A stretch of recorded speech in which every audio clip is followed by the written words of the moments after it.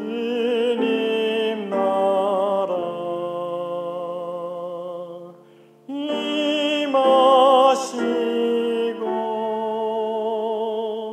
대신 이루어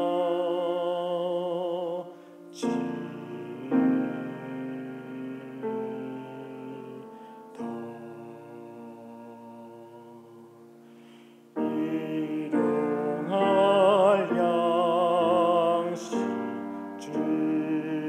주시고 우리들의 죄를 다 용서하옵시고 또 시험에 들게 마시고 악에서 구원하소서. 대개 주의 나라 주의 권세 주의 영광 영원히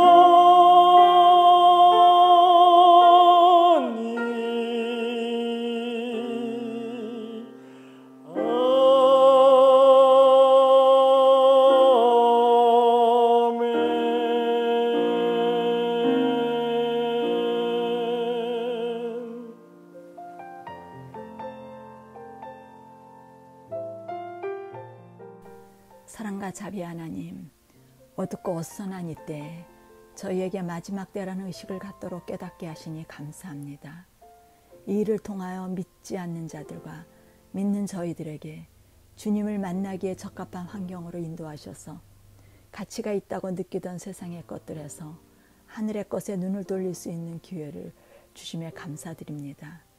바쁜 일정으로 마음을 빼앗겼던 우리 모두에게 분주했던 손들을 내려놓고 그동안 가치 있다고 여겼던 모든 것들이 시야에서 사라지게 하시고 예수님과만 교제하기에 부족함 없는 시간들을 허락하신 줄 믿습니다.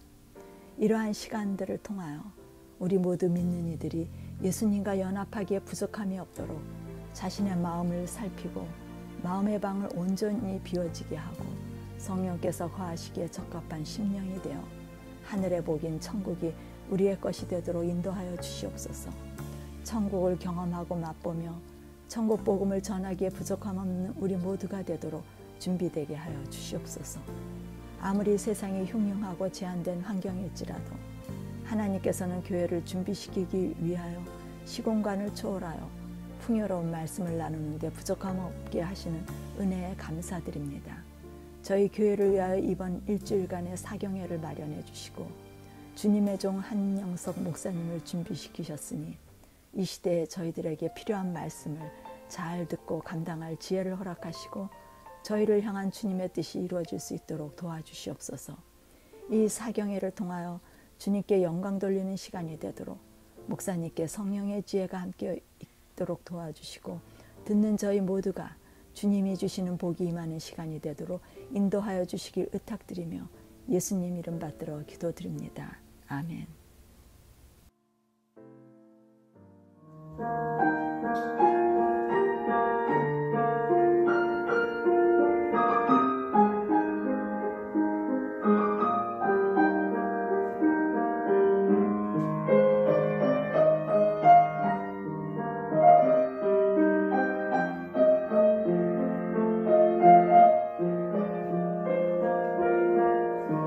참 좋으신 주님 위하신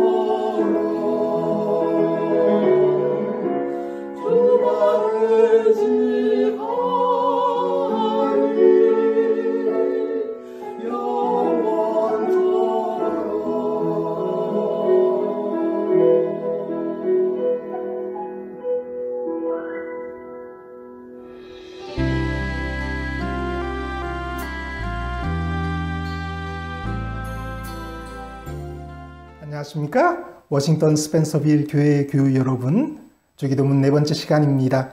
오늘은 일용할 양식을 주옵시고라고 하는 부분을 살펴보기를 원합니다. 주기도문의 앞쪽은 하나님과 그의 이름, 나라 등 하나님 중심으로 이루어져 있습니다. 그러나 11절에서 급진적인 변화가 일어납니다. 중심의 초점이 하나님에게로서 우리에게로 옮겨집니다. 우리가 우리에게 같은 대명사가 이것을 보여주고 있습니다. 이 순서는 중요한 것입니다. 처음에는 하나님이 나오고 다음에는 인간이 나옵니다. 둘 다 중요합니다. 그러나 순서가 적절해야 합니다. 하나님이 계시지 않는다면 우리는 중요하지 않습니다. 하나님이 계시지 않는다면 우리에게는 필요도 없고 필요의 충족도 있을 수 없습니다. 이러한 순서는 십계명의 순서와 동일합니다. 이 위대한 기도의 한가운데에서 예수님께서 갑자기 하나님의 뜻과 같은 지극히 큰 문제로부터 우리의 먹을 것 같은 세속적인 문제로 옮기신 것이 다소 이상히 여겨질 수 있습니다. 그러나 이것이야말로 우리 주 예수님의 참 모습입니다. 세계 여러 곳에서는 정말 먹을 것이 없어서 이와 같이 간구하는 사람들이 있습니다. 우리에게 정말 일용할 양식을 달라고요. 그러나 우리와는 상관이 없는 이야기지요. 얼마든지 먹을 것이 있는데 일용할 양식을 주옵소서라고 기도할 수 있을까요? 얼마든지 생존을 위한 양식이 있으면서도 그와 같은 기도를 드린다면 그것이야말로 위선이 아닐 수 없습니다. 그렇게 오늘 우리가 드리는 주기도문의 이 부분은 위선일 수 있습니다. 우리가 매일의 양식을 주님으로부터 받는다는 것을 기억하지 못한다면 말입니다. 모든 것이 나의 것이 아니기 때문에 사실 내게는 아무것도 없습니다. 그러므로 우리는 매일매일의 일용할 양식을 위해서 기도해야 합니다. 공중의 새는 심지도 않고 거두지도 않고 창고에 모아들이지도 않지만 하나님이 기르신다고 했습니다. 그렇지만 이 이른 새들이 먹기 위해서 노력하지 않는다는 뜻은 아닐 것입니다. 하나님께서 새들이 먹을 수 있는 모든 것을 준비해 두셨다는 뜻입니다. 하늘의 새를 위해서도 그렇게 준비해 두셨다면 너희를 위해서도 분명 준비하셨다는 것입니다. 그러므로 주님께서는 내일을 위해서 염려하지 말라고 하신 것입니다. 배고픈 욕구가 거룩한 것일까요? 속된 것일까요? 거룩한 것입니다. 왜냐하면 안식일에도 배고프기 때문입니다. 먹는 것은 사실 모든 것의 뿌리의 토대가 됩니다. 밥은 인간의 존재와 생존을 가능하게 하는 바로 그 조건입니다. 인간이 아무리 형이상학적이다 할지라도 인간 존재란 언제나 밥 한 덩어리, 물 한 그릇, 즉 한 줌의 물질에 의존하기 마련입니다. 안 먹으면 그 잘난 철학도 도도 명상도 신앙도 끝나버리는 것입니다. 생명은 바로 밥에 의존하는 것입니다. 신앙도 바로 밥에 의존합니다. 생명이란 밥보다 중요합니다. 그러나 어떤 순간에도 밥 없이는 지탱될 수가 없습니다. 하나님은 왜 하나님 없이는 살 수 있게 만드셨고 밥 없이는 살 수 없게 만드셨을까요? 우리의 밥이, 우리의 양식이, 즉 우리의 생명이 하나님께로부터 온다는 것을 알도록 그렇게 하신 것입니다. 요셉 그라우시는 누가복음의 저자에 대해서 이렇게까지 말합니다. 누가는 예수의 사역이 있어서 먹는 것과 마시는 것의 중요성에 거의 사로잡혀 있다시피 하고 있다. 그러나 사실 누가복음이 먹는 것에 사로잡혀 있다기보다는 성경 전체가 그렇습니다. 창세기의 선악과를 먹는 비극으로부터 시작해서 계시록의 최후 승리의 메시아의 잔치에 이르기까지 이 강박관념에 사로잡혀 있습니다. 하나님의 예배에 있어서 절정은 빵과 포도주가 나눠질 때인 것이고, 그리고 참된 삶에 관한 마지막 시험은 굶주린 사람에게 먹을 것을 주냐 안 주냐 하는 문제입니다. 예수님께서 베푸신 일용할 양식을 보면서 일용할 양식을 우리가 어떻게 얻는지를 생각해 보기를 원합니다. 마가복음 8장 1절에서 9절에 나오는 이적은 떡 7개와 물고기 2마리로 7,000명을 먹이신 일입니다. 오병이어의 기적은 분명히 물고기 2마리라고 적혀 있습니다. 그런데 이 본문의 말씀을 보면 물고기 2마리라고 기록하고 있습니다. 마가복음 8장 7절입니다. 또 작은 생선 2마리가 있는지라 이에 축복하시고 명령하사 이것도 나누어 주게 하시니, 제 생각에는 온전한 생선이 아니라 잘려진, 그래서 몇 개인지 정확하게 알 수는 없는 상태였던 것 같습니다. 아마 1마리 반에서 2마리 반 정도 사이였을 것입니다. 예수님은 무리를 가르치신 후 그들이 배고플 것을 염려하셨습니다. 만일 그들을 굶겨 집으로 보내면 거리에서 허기져서 쓰러질 수 있음을 생각하셨습니다. 그 중에는 멀리서 온 사람도 있음을 고려하셨습니다. 예수님은 그때 자 여러분 이제 다 기도합시다. 그래서 하나님께서 능력 주심으로 우리의 굶주림을 이기고 오히려 밤새 금식함으로써 영의 일에 대한 우리의 참된 헌신을 보여줍시다라고 말하실 수도 있습니다. 그러나 예수님은 먹을 것을 주기를 원하셨습니다. 너희가 먹을 것을 주라. 이것은 주님의 명령입니다. 우리가 늘 기억해야 할 말씀입니다. 예수님은 진리를 가르치는 데에만 관심이 있었던 것이 아니라 그것을 듣는 사람들의 형평과 처지에 대해서도 큰 관심을 가지셨습니다. 이 열렬한 청취자들은 주님께 먹을 것을 구하지 아니하였는데도 주님께서는 그들을 위해 양식을 마련해 주셨습니다. 이 청중들은 주의 말씀에 사흘 동안 심취할 정도로 영적인 가치 판단의 기준이 선명한 자들이었습니다. 그들은 배가 고픈 것이 아니라 하나님의 말씀에 굶주린 자였습니다. 그리하여 그들은 먼저 하나님의 나라와 그의 의를 구하면 이 모든 것을 너에게 더하시리라는 약속을 체험하였던 것입니다. 마가복음 8장 6절로 7절이에요. 예수께서 무리를 명하사 땅에 앉게 하시고 떡 7개를 가져사 축복하시고 떼어 제자들에게 주어 나누어 주게 하시니 제자들이 무리에게 나누어 주더라.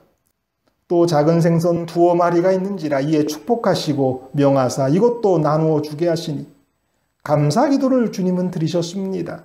밥을 위해 기도하시고 밥은 기본입니다. 반찬을 위해서 기도하신 분, 반찬은 여유입니다. 우리는 오늘 너무나 형식적인 감사를 드리고 있지는 않습니까? 예수님은 밥을 위해서도 반찬을 위해서도 기도하셨는데 말입니다.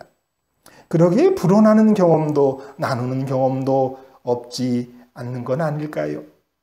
한 교회에서 건축을 하게 되었습니다. 많은 사람들이 헌신을 하게 되었습니다. 그런데 아주 가난한 부부가 있었는데 그들에게는 헌금할 돈이 없었습니다. 남편이 돈을 벌어오는데 꽤 지난 이야기입니다.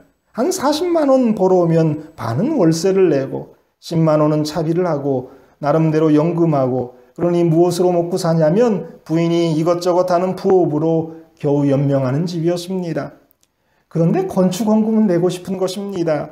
그래서 부부는 건축헌금을 하게 해달라고 열흘간 금식 기도를 했답니다. 마지막 날 아침이 되니까 그 남편 되는 사람이 힘이 없더랍니다. 열흘간 금식하면서 회사에 다니니까 얼마나 힘들었겠습니까? 여튼 출근을 해서 일을 하는데 이 사람이 어떤 일을 했냐면 프레스 일을 했던 사람입니다.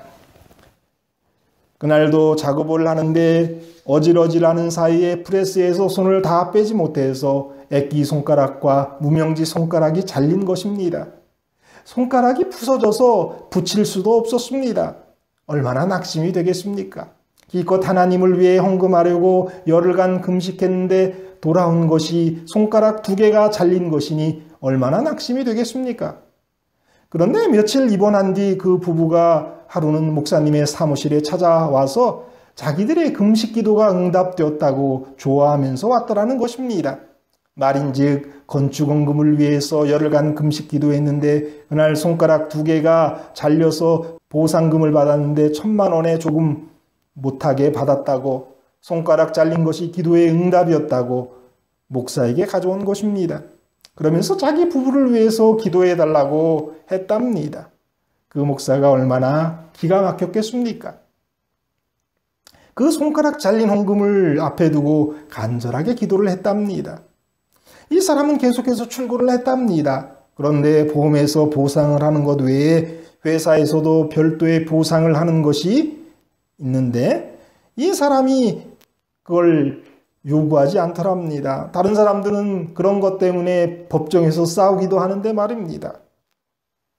사장은 언제 이 사람이 와서 돈을 요구하면서 합의하고자 할까 궁금해 죽겠는데 이 사람이 오지 않더라는 겁니다. 그래서 기다리지 못해 사장이 그 사람을 직접 불렀습니다. 왜 이러냐고 그랬더니 이 사람이 사장에게 사실을 이야기했답니다. 내가 건축원금을 하고 싶어서 열흘간 금식을 했는데 이 손가락 잘린 것이 기도의 응답이었다고 너무 감사하다고. 이 사장도 다른 교회에 다니는 사람이었는데 그 말에 감동을 받았습니다. 그래서 회사가 크게 확장되어서 다른 곳에 더 큰 공장을 세우면서 이 손가락 잘린 사람을 그 옛날 공장의 공장장으로 삼았다는 것입니다. 그런데 이야기는 여기서 멈추는 것이 아닙니다. 이 목사님이 한 번은 설교 시간에 하나님을 제대로 섬기려면 자영업을 하면서 하나님께 충성하는 것이 직장에 얽매여 생활하는 것보다 더 낫다고 하면서 믿는 자만 시도해보라고 했답니다. 그런데 이 손가락 잘린 사람이 배우지도 못한 사람이요 있는 사람도 아닌 이 사람이 목사의 설교에 감동이 되어서 그 공장장을 그만두더라는 겁니다. 이 목사님은 이런 표현을 쓰셨어요. 병신이 그냥 죽을 때까지 공장장이나 하지 하며 얼마나 후회했는지 몰랐다는 거예요. 그런데 이 사람이 일을 그만두고 펑펑 놀더라는 겁니다. 목사가 얼마나 보기에 민망했겠습니까? 그런데 하루는 교회 마당에서 이상한 소리가 들리더랍니다. 따발총 같은 소리가 나면서 목사님 좀 나오라고 큰 소리 치더랍니다. 그래서 들어오라고 하니까 목사님이 직접 나오셔서 기도해 줘야 한다는 것입니다. 할 수 없이 나가 보니까 정말 다 낡아 빠진 오토바이 하나를 구해가지고 와서 사업을 시작하려 하니 목사님이 기도해 달라고 했답니다. 목사님은 그 오토바이의 한 손을 그리고 다른 손은 그 사람에게 얹고 간절히 기도했답니다. 이 사람이 무슨 사업을 시작했냐면 고급 수출 옷을 하는 공장에서 그 여유분을 가지고 나중에 파는 그러한 일들을 했답니다. 그래서 이 88 올림픽 때쯤에 그가 돈을 벌어서 이태원에 가게를 내고 더 잘 되어서 그 외에는 생수 공장의 사장이 됐다. 그런 이야기를 제가 직접 한 목사님에게서 들은 적이 있습니다. 간절한 기도. 그 목사가 그 손가락 잘린 건축원금을 놓고 어떻게 기도했을까요? 그 목사님도 사람인데 얼마나 감각하면서 울면서 기도했겠습니까? 좋은 직장 다 때려치우고 하나님 제대로 섬기겠다고 그 낡은 오토바이를 가지고 온 사람에게 목사님은 어떻게 기도했겠습니까? 정말 하나님이 이 사람을 책임져 주셔야 합니다라고 하지 않았겠습니까? 여기 예수님의 기도가 있습니다.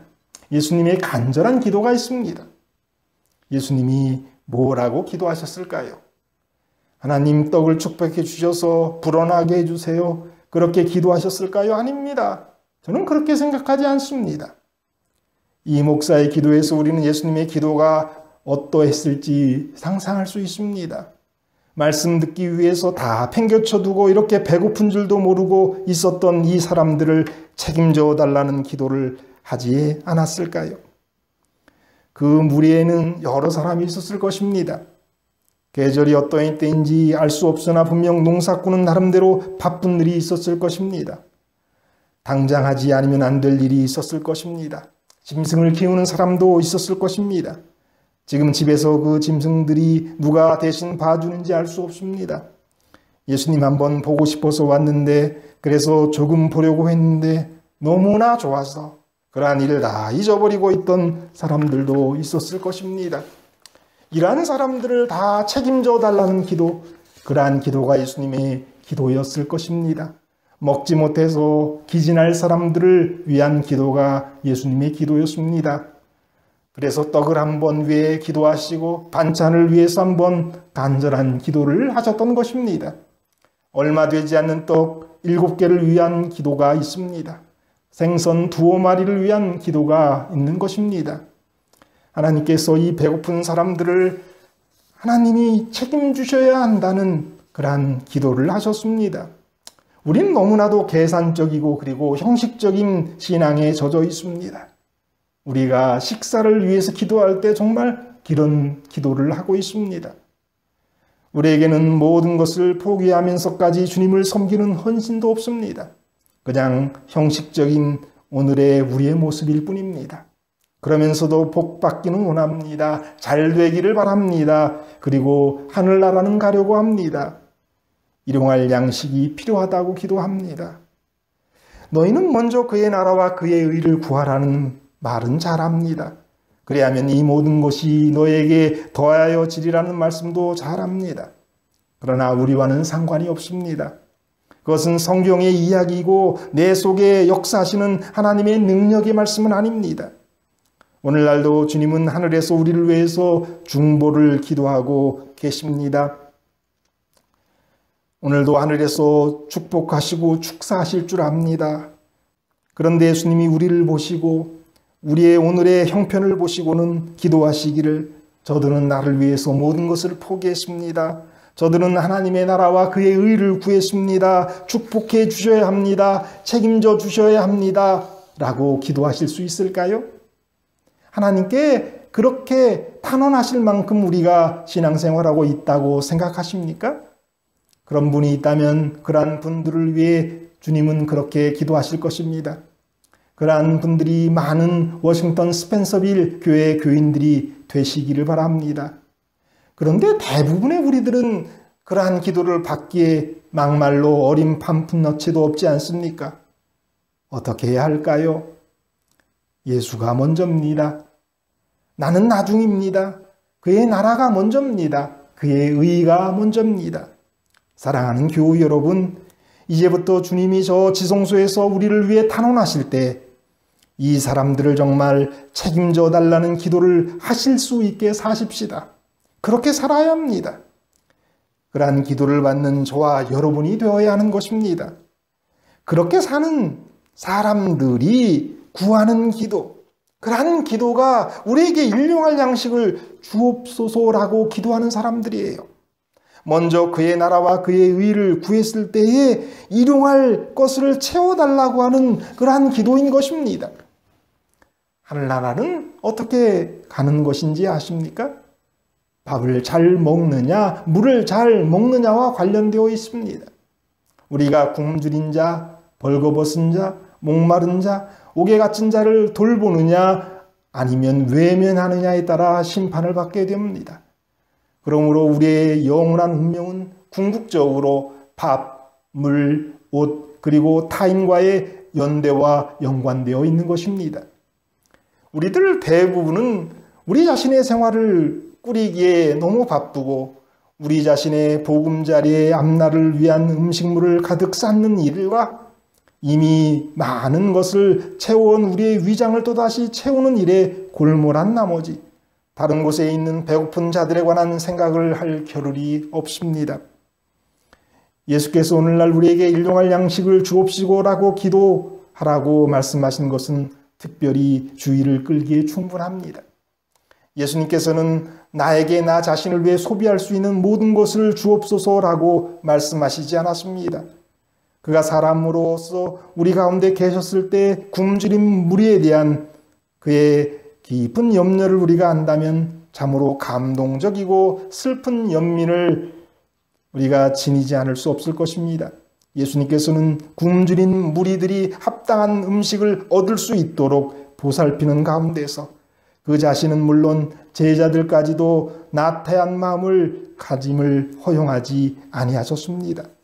우리가 이 기도를 참으로 진실하게 드리는 실제적인 방법들의 하나는 우리에게 주신 풍요함을 다른 사람들과 나누어 쓰려고 애쓰는 일입니다. 예수님에게 먹을 것을 주는 것입니다. 예수님을 대접하는 것입니다. 이런 이야기가 있습니다. 만약 내가 배고프다면 그것은 신체적인 문제이다. 그러나 내 이웃이 배가 고프다면 그것은 영적인 문제다. 정말 이 이야기 여러분 깊이 새기셨으면 좋겠어요. 내가 배고픈 것 그것은 신체적인 문제입니다. 그러나 내 이웃이 배고픈 것은 그것은 영적인 문제예요. 이러한 부분들 우리가 이번 주기도문 연구를 통해서 좀 깊이 우리의 마음에 새겨졌으면 해요. 이제 오늘의 양식의 마지막 부분입니다. 밥은 과거와 현재와 미래를 다 포함하고 있습니다. 양식을 위한 강구는 현재를 위한 강구입니다. 용서를 위한 강구는 과거의 나쁜 것을 제거하기 위한 것입니다. 하나님의 인도하심을 위한 강구는 좋은 미래를 위한 기도입니다. 사실 이 모든 것이 오늘 내가 어떻게 먹느냐에 달려 있습니다. 매일의 양식은 이 세 부분을 온전하게 하는 근본입니다. 내가 오늘 어떻게 육적으로나 영적으로 먹는가는 그래서 아주 중요합니다. 내가 영육 간의 온전한 삶을 영위할 때 하나님은 우리의 하루하루 즉 현재를 책임져 주실 것입니다. 또한 나의 과거의 잘못들이 기억나며 그것들을 위해 간구하게 될 것이고 오늘 나에게 죄 짓는 사람들을 용서할 수 있게 될 것입니다. 이러한 나의 현재와 과거를 하나님의 인도하심에 맡기는 사람은 언제나 미래가 확실한 길에 놓이게 됩니다.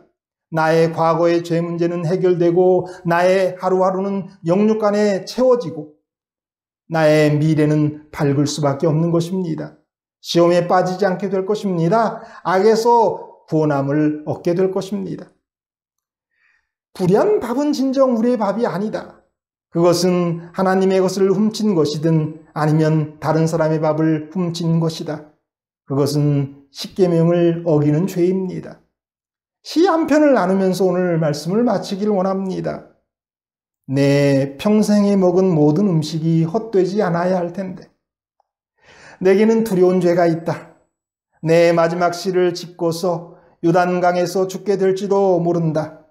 내가 믿음의 난파를 당하지 않아야 할 텐데 그리고 내 나중 상태가 처음 상태보다 더 나쁘지 않아야 할 텐데 내 평생에 먹은 모든 음식이 헛되지 않아야 할 텐데 그리고 내가 이대로 지옥에 떨어지지 않아야 할 텐데 우리 사랑하는 워싱턴 스펜서빌 교회 교우 여러분, 우리가 모든 먹은 음식이 헛되지 않아야 합니다. 헛되지 않기 위해서는 우리는 꼭 하늘나라에 가야 합니다.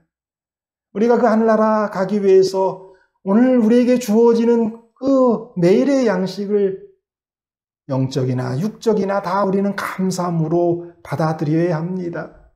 그래서 내가 오늘 잘 먹어서 나의 과거의 죄를 해결하고 용서받고 오늘 우리의 형제들을 용서할 수 있고 그래서 우리의 미래가 시험에 빠지거나 악에 빠지지 않는 그러한 삶, 하늘나라 가는 삶, 그러한 삶이 되어야 되지 않겠습니까? 여러분이 드신 그 모든 음식이 헛되지 않는 그래서 하늘에서 영원토록 생명과도 먹고 우리 하나님이 주시는 그 모든 만난 것들을 먹고 영원히 사시게 되는 저와 여러분이 되기를 바라면서 오늘 말씀 마칩니다.